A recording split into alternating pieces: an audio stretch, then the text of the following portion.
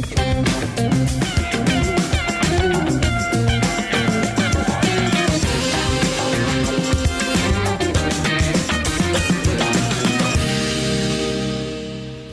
you for staying with us. I'm Melisa, Idris, with me Sharaad, Kuttan. This is a special edition of Consider This. We're speaking to politicians and experts hoping to make sense of the current political crisis in the country.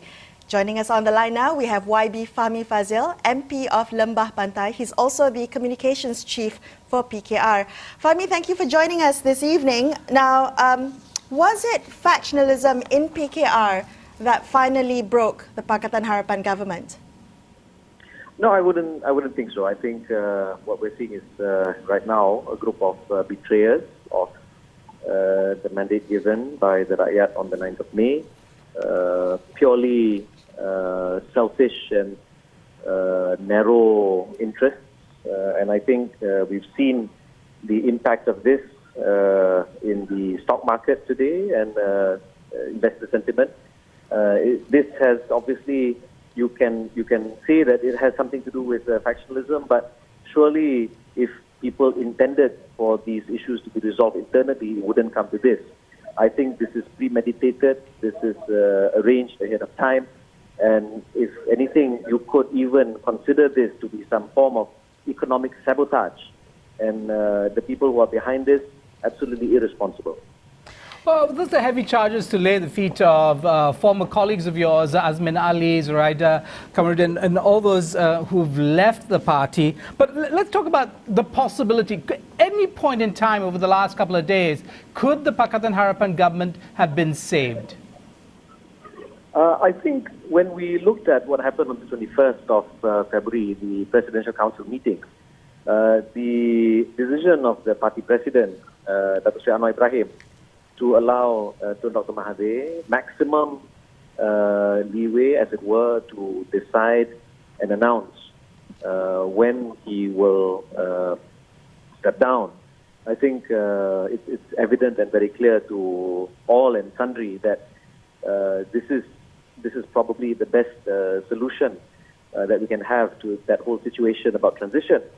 And yet, people can see there was tak ada ribut, tak ada petir, tiba-tiba on that Sunday, the langkah Sheraton, so to speak, happened. There was absolutely no reason for it.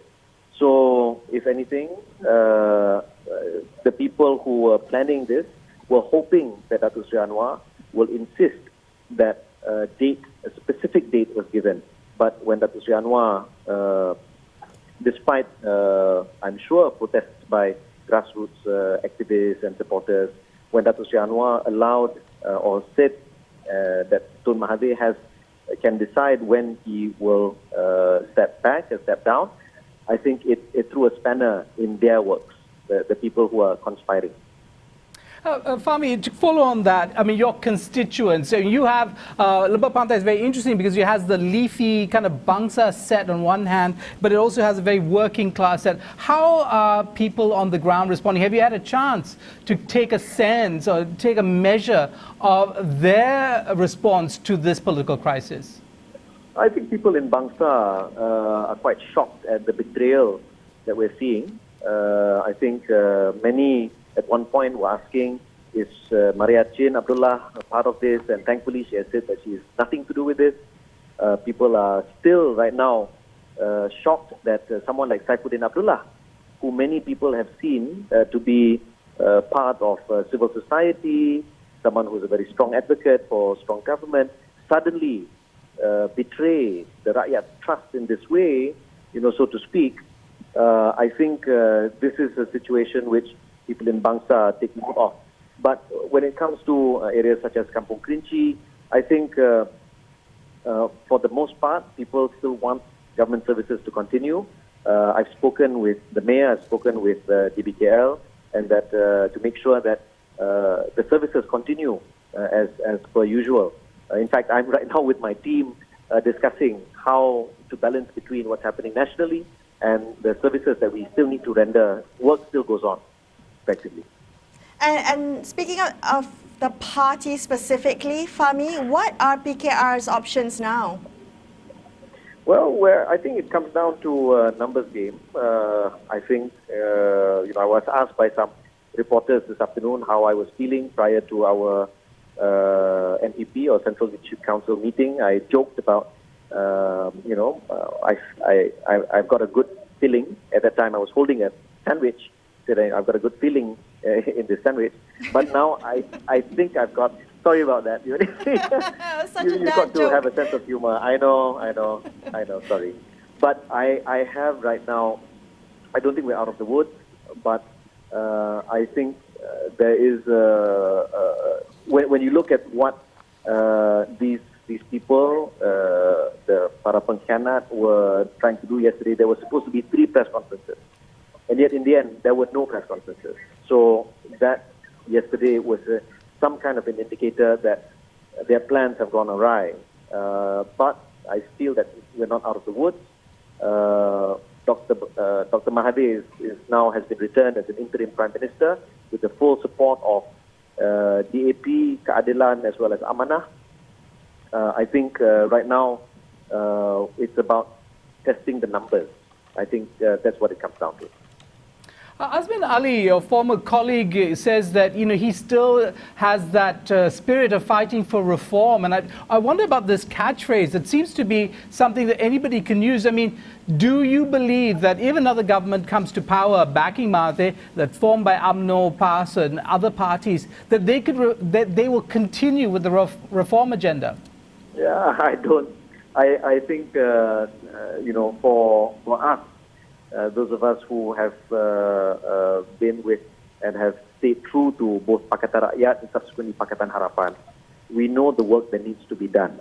We understand the manifesto that is before us, that we are committed to. Given the challenges that the government, before it was the cabinet was dissolved earlier this evening, the kind of challenges it was facing, I still believe that by and large, a lot of the key reforms that the Rakyat is hoping for, that will have a positive impact on their lives, can still be achieved. And I still hold to that.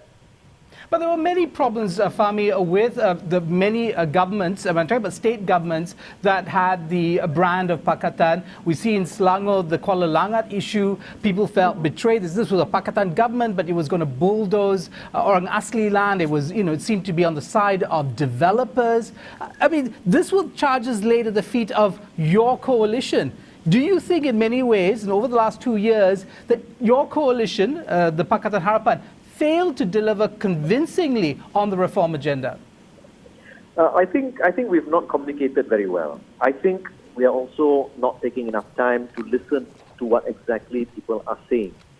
I think this is something which any interim government that comes in with the interim Prime Minister, as it is now declared, must take full cognizance of. We must take this fully. And we have to deliver. We have to make sure that people are heard. We have to make sure that the kind of grouses and fears are attended to and resolved, whatever problems come up, whether it's about Kuala Langat, whether it's about COVID-19. I think Dr. Zul has played an immense role in ensuring that people are fully trusting the voice of the government on this issue. And I think Dr. Zul's success is indicative of how we can be successful if we all play our part, if we stick together as a team with one common agenda. And it may not be so far-fetched to think that perhaps all this while there were people who were, to use the words that were so beloved by Saifuddin Abdullah, the deep state, so to speak. Perhaps these were elements. They were themselves elements of that deep state.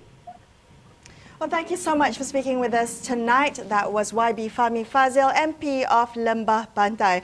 We're going to take a quick break, and after this, I'm going to be handing over to my teammate Ibrahim Sani as well as Sharaad Kuttan to continue the conversation, making sense of the political crisis in the country.